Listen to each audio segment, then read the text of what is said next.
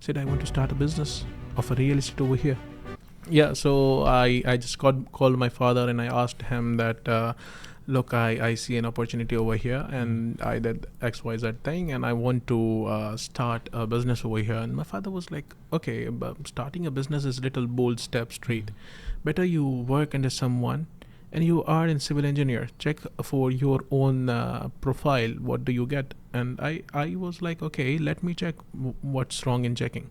So I went to few companies for an interview. I applied from different platforms like Indeed and stuff. So I got the call from one of the company. They called me for interview. I gave an interview.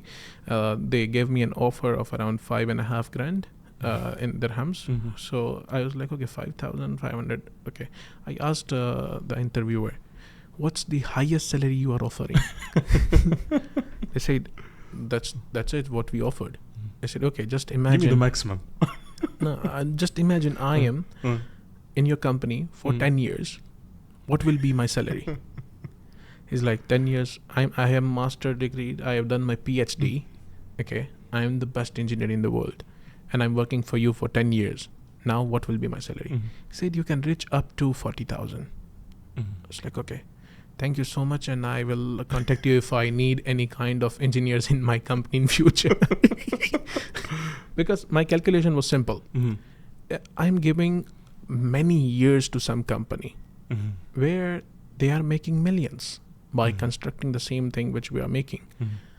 But their sales team is making more money than us.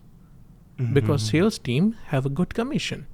As an engineer, I will make like 5,000 at start, then 10,000 maybe in 2 years of experience, 15,000, 20,000, 30, 40,000. There is a limit. And I don't like limits. I never want to be in limits. I want to be limitless. As you said, just one quote of Jim Rohn said that profits will be always better than wages. Exactly. I don't want to work on wage.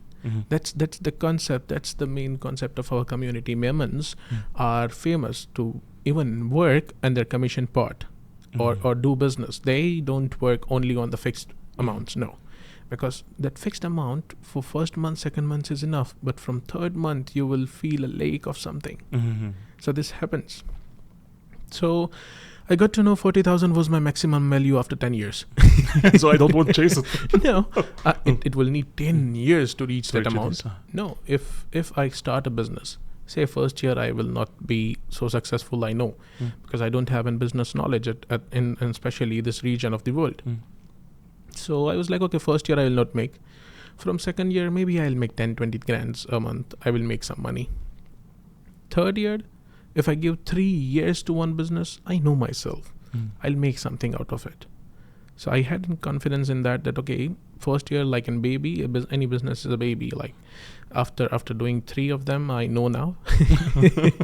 Because you can't expect an income from start.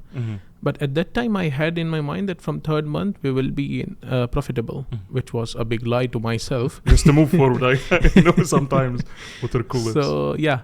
I went to check to the licensing and there was one of the PRO who connected with me. I went with him to government authorities to check, okay, I want to start a company. I saw the procedure. I selected the name Al-Qadr Al-Lakarat, which means Al-Qadr Real Estate, because that time was Laylat Al-Qadar's night. So that's why I used that name. Actually, I tried for 50 different names and none of them was I got. And then I chose this because Al-Firdaus, because of Jannat Al-Firdaus. It's one of the best place of Jannah. That's why I first wanted that name, but there was someone already with the same name in Abu Dhabi, they said. Then I gave them many different names, but many of the names were coming with the name of Allah. So they said you cannot use Allah's name in your business, especially for your business name. So I was like, okay. Then I asked my father, and then he said, okay, today is Laylat Al-Qadar's night. And I was like, okay, Al-Qadr Real Estate, we'll go with that. So I selected the first business, huh? Yeah, first business. So I selected the name. We started. When I started, I didn't have a team. I was just walking by Al-Naimia, Kuwaiti Street. I saw on the left side, there was an office having a board outside that to let. And I saw the office, it was full, like it was fully furnished. It had furniture, it had interiors done. I was like, someone just started the business and closed. Like just imagine furniture having the polythene on top of it. It's Mhm. not removed yet. I was like, why they want to rent it? I just called the owner. I went and met him. I told him, okay, I want to start a real estate company over here. He said, okay, yeah, you can go ahead and this is available. Did some negotiation. As an Indian, that's my one of the basic thing that I need to have a negotiation for sure. So I did some negotiation, and I took the office and did the licensing, and I just started. And you were During- still alone. I was alone till here. But I you was had a alone. vision that you will have a team. Yes, that's why I took the big office. Mm. The big office having like capacity of 16 employees. Wow. Yeah. So Wow. that was the reason. So, yeah, during my search of real estate and my study of real estate, I used to visit every office of real estate over there. Now, if you know Kuwaiti Street of Ajman, Kuwaiti Street of Ajman is actually full of real estate offices. Not now not that much, but at that time, every second office was a real estate company, because Ajman was a growing market, and freeholds properties. The government of Ajman was allowing freehold properties, and they were themselves launching new projects over there. So that's why every second or third office was real estate. So I used to visit every of them just to get some knowledge, just to learn something, offer my property or ask them if they have some good property. Then after the sales and purchase of my father, my uncle's property was done, I didn't have money. I had small amount of money which I made from that, which was spent on the licensing, the office expenses and all, the basic cost. And then 3 persons from the different companies who were in connect with me had some issues. They were not comfortable working in the same place.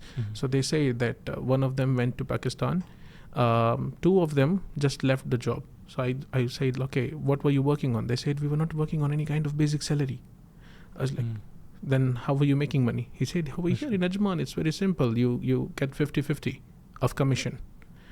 I was like, 50-50 of what? Of the revenue which is generated by a person doing the sales. Oof. So I was like, great, join me. I will help you. In my 16 office. You know me now. We are in connect now. You know me as a person. Join with me. If you are on 50-50 commission model, that doesn't mean you are an employee. So obviously I cannot treat you like an employee. You will be a kind of a partner to me.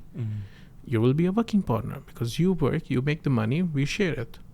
So both of them agreed to that. Along with that, the person who went to Pakistan, I called him. I said, okay, look, whatever happened with your previous company, I just got to know because previous company didn't pay off his money and stuff. That was the issue. And I told him, okay, come over, join my company. And you also know me a little bit at least, so you can trust me in the work. And he was like, okay, I was anyway searching for a job.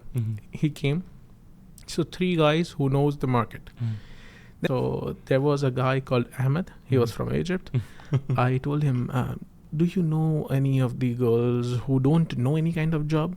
Just they are beautiful and they know how to talk like on a reception desk. That's it. They should know how to talk with the people. Hospitality kind of a thing. So I asked him and he said, yeah, I know some. They are just new to Dubai. They don't understand much of the languages also. Very little of English, but Arabic they are good. Ajman, there are many Arabs, like English is second language in Ajman. Unlike in Dubai, most of the people use English. Even Arabic person, like you are an Arab, but still you speak English, right? In Ajman you find like 25 to 30% of Arabs who don't speak English. So at that time, I don't know, but now because I have not been in Ajman for more than like 8-9 months now. So yeah, then he suggested some of his friends and his sister's friend. So 3 of the ladies, I hired them with the basic salary and told them you have to do nothing. Just sit on the front desk, talk to the any person walking through, talk to them about buying a property in Ajman. Because more than 70% of the people at that time didn't knew that they can own a property.